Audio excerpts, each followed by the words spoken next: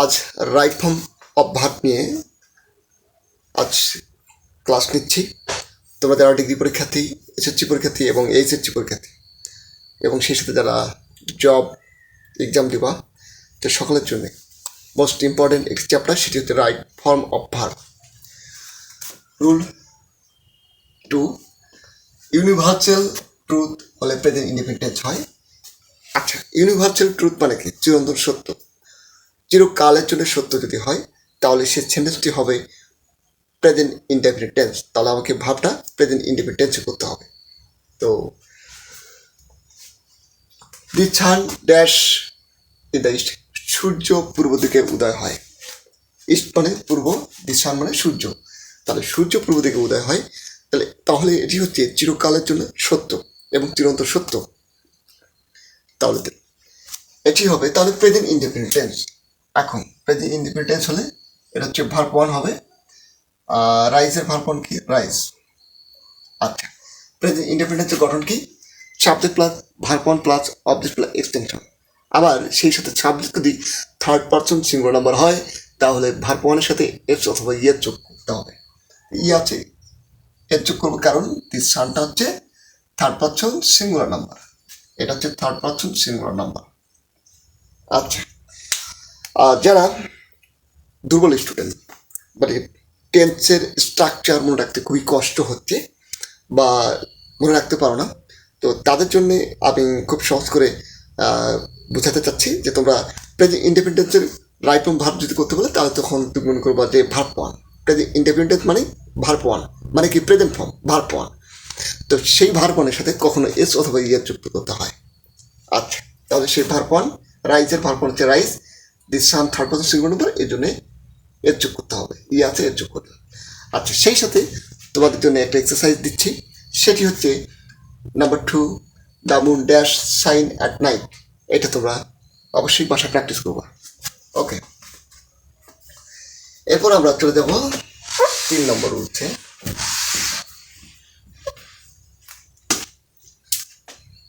হচ্ছে 3, যেমন হচ্ছে always,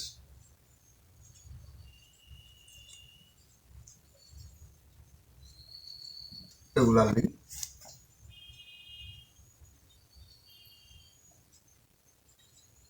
everyday,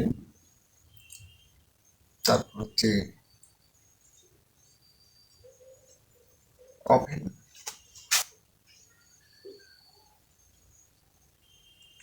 sometimes, daily,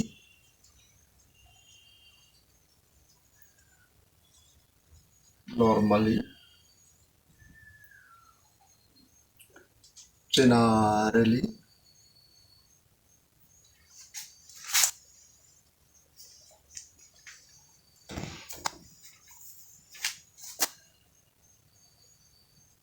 generally, normally, generally, subject daily, every daily, occasionally,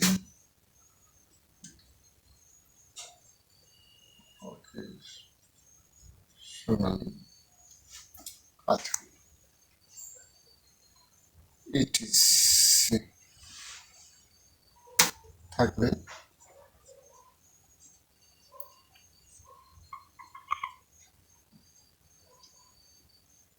present indefinite tense হয়। আচ্ছা, নাম্বার 1 হচ্ছে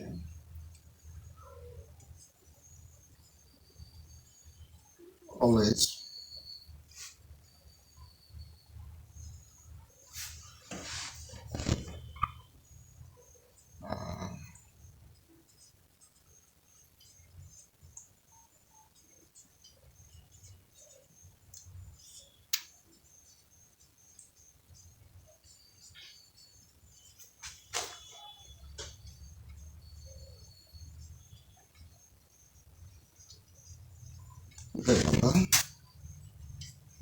তারপর হচ্ছে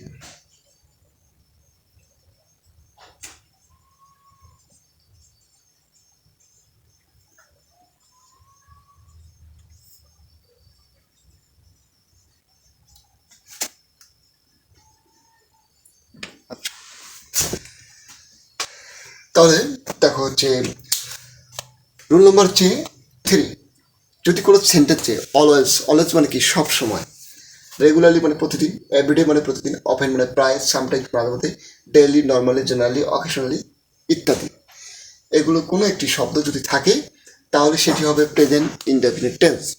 আমি আবারও বলি, এই শব্দগুলি হচ্ছে তোমরা খুব সুন্দর করে মুখস্থ রাখবা। এই শব্দগুলি পর্যায়ক্রমে প্রত্যেকটি শব্দ মুখস্থ রাখবা। এই শব্দগুলি থাকলে সেটি হবে প্রেজেন্ট ইনডেফিনিট টেন্স।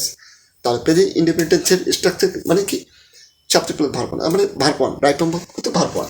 আচ্ছা, তোমাকে একটা টেকনিক ফলো করতে হবে, সেটি হচ্ছে তুমি যখন রাইট ফর্ম অফ ভার্বের কাজ করতে যাবা, ওই সেন্টেন্সটার ভিতরে এমন একটা ওয়ার্ড লুকিয়ে থাকবে, সেই ওয়ার্ডটি তোমাকে বলে দেবে যে আসলে ভাই তুমি এটি ওই টেন্সে চলে যাও, ওই টেন্সের স্ট্রাকচার চলে যাও, ওই ভাবটা 1 বানাও কিংবা 2 বানাও কিংবা 3 বানাও, এরকম তোমাকে বলে দেবে। চলো কোথায় লুকিয়ে আছে, তো দেখো হচ্ছে number 1, daily Nipa dash went to Gaibandha. আচ্ছা, তার মানে এখানে খুঁজে বের করতে হবে কোন ওয়ার্ডটি। এই যে দেখো যে ডেইলি, তুমি অবশ্যই বলছো ডেইলি কোথায় আছে, এই যে ডেইলি। ডেইলি যদি থাকে, এগুলো কোনো একটি শব্দ যদি থাকে তাহলে সেটি হবে প্রেজেন্ট ইনডেফিনিট। আর প্রেজেন্ট ইনডেফিনিট মানে হচ্ছে ভার্ব ওয়ান, প্রেজেন্ট ইনডেফিনিট মানে হচ্ছে ভার্ব ওয়ান। আচ্ছা, তাহলে ডেইলি আছে, তাহলে আমরা কী করবো, ভার্ব ওয়ান করবো। ওয়েন্টের ভার্ব ওয়ান কি, গো। ওয়েন্টের ভার্ব ওয়ান কি, গো। আচ্ছা, প্রেজেন্ট ইনডেফিনিটের গঠন আমি আবার বলছি যে ভার্ব ওয়ান, আবার সেই সাথে ভার্ব ওয়ানের সাথে কখনো এস কখনো ইয়ের যোগ করতে হয় যদি subject third person singular number হয়। তাহলে নিপা সাবজেক্ট, এটা হচ্ছে থার্ড পারসন, এটা হচ্ছে সিঙ্গুলার নাম্বার। সো ভার্বের সাথে কি যোগ করবো, এস অথবা ইয়ের যোগ করবো। যে সমস্ত ভার্বের সাথে ও থাকবে নিঃসন্দেহে সেখানে এর যোগ করে না করে ইয়ের যোগ করবো, এস বলছি। আচ্ছা, সেই সাথে তোমাদের জন্য আরও একটি এক্সারসাইজ দিচ্ছি, number 2, everyday she dash came here. তার মানে তোমরা এটা প্র্যাকটিস করবো অবশ্যই। এরপর হচ্ছে আমরা 4 নম্বর হচ্ছে 4,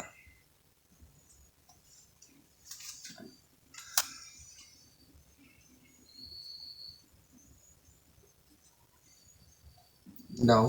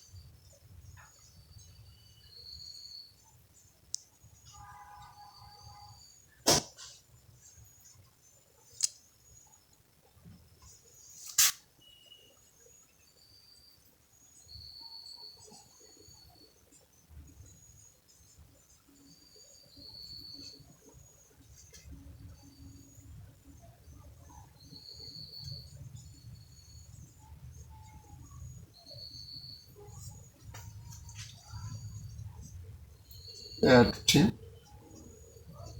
আচ্ছা, দেখো এখন আমরা রুল নম্বর হচ্ছে 4 আলোচনা করবো। যদি কোনো ছেলেতে নাও আর অ্যাট দিস মোমেন্ট থাকে, নাও মানে কি এখন, অ্যাট দিস মোমেন্ট মানে এই মুহূর্তে, যদি কোনো ছেলেতে নাও আর অ্যাট দিস মোমেন্ট থাকে তাহলে সেটি হবে প্রেজেন্ট কন্টিনিউয়াস টেন্স। তাহলে সেটি প্রেজেন্ট কন্টিনিউয়াস টেন্স। দেখো এখানে যে নাও আছে, এখানে যে নাও আছে, তাহলে প্রেজেন্ট কন্টিনিউয়াস টেন্সের গঠন প্রণালী কি, কন্টিনিউয়াস যদি বলা থাকে তাহলে মনে রাখবা হচ্ছে ভার্বনের সাথে কি আইএনজি করতে হবে, ভার্বনের সাথে আইএনজি করতে হবে। তাহলে গোর প্রেজেন্ট ফর্ম কি, হচ্ছে গোই হয়, যে গোর সাথে আইএনজি করলাম। আচ্ছা, এক্ষেত্রে চুপ করে থাকা যাবে না, কন্টিনিউস মানে তো আইএনজি, যে কোনো কন্টিনিউস টেন্স হোক তাহলে আইএনজি করতে হবে, ভার্বনের সঙ্গে আইএনজি। কিন্তু তার আগে তো অবশ্যই একটা হেল্পিং ভার্ব বসাতে হবে। তারপরে কোন টেন্সে হেল্পিং ভার্ব বসাবো, দেখো প্রেজেন্ট কন্টিনিউস টেন্সের গঠন প্রণালী হচ্ছে প্রথমে সাবজেক্ট, তারপর হচ্ছে অ্যামিজার প্লাস ভার্বনের সাথে ING plus object plus extension. তাহলে কি সাবজেক্ট, তারপর হচ্ছে অ্যামিজার। তাহলে দেখো সি আছে, এটা হচ্ছে সাবজেক্ট, তারপর হচ্ছে অ্যামিজার, তাহলে এখানে হবে ইজ, তারপর subject third person singular number, এর সঙ্গে ইজ হয়, is plus verb plus ING plus object plus expression. আচ্ছা, ঠিক তেমনি হবে তোমরা 2 নাম্বার এক্সারসাইজ করবা। তাহলে at this moment Rakib dash ate rice, এটা তোমরা করবা। ওকে।